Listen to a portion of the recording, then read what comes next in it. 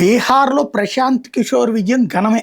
19-20 అది కూడా బీజేపీ జాతీయ అధ్యక్షుడు నితిన్ నబీ నియోజకవర్గం. 30 సంవత్సరాల నుంచి ఆ పార్టీని గెలుస్తూ వస్తున్న నియోజకవర్గం. 5 టర్ములు స్వయంగా నితిన్ నబీనే గెలిచిన నియోజకవర్గం. అది బీజేపీకి ఎల్లో సిగ్నల్. ఎందుకంటే స్వయంగా ప్రశాంత్ కిషోరే చెప్పాడు, ఆళ్ళ పార్టీ కార్యకర్తలే సంతృప్తిగా లేరు, అందుకే నాకు ఓట్లేశారని. ఆయన ఎగిరి గంతులే ఇట్లా పండగ చేసుకోవట్లేదు.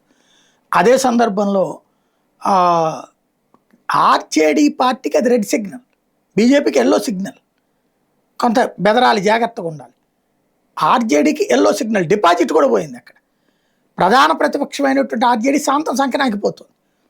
ఇక్కడ బీజేపీకి 88 సీట్లు గెలిచింది మొన్న, జేడీయూ 85 సీట్లు గెలిచింది, RJD 25, ఎల్జేపీఆర్ 19, Congress 6, MIM 5, HAM 4, RLM 4, left 3, IIP 1, BSP 1, JSP 1.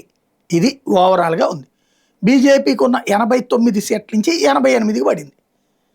ఇక్కడ వచ్చింది ఇది. లిస్ట్లో చూసుకుంటే 14వ స్థానంలో ఉంది అక్కడ వీళ్ళ పార్టీ. ఈయనకి మొత్తం డిపాజిట్లు కోల్పోయి ఒక్క సీటు ఇప్పుడు గెలిచాడు. కానీ ఇంకేముంది, బీజేపీ పని అయిపోయింది అనేటటువంటి వాళ్ళకి మాత్రం సంతోషాన్ని ఇచ్చాడు.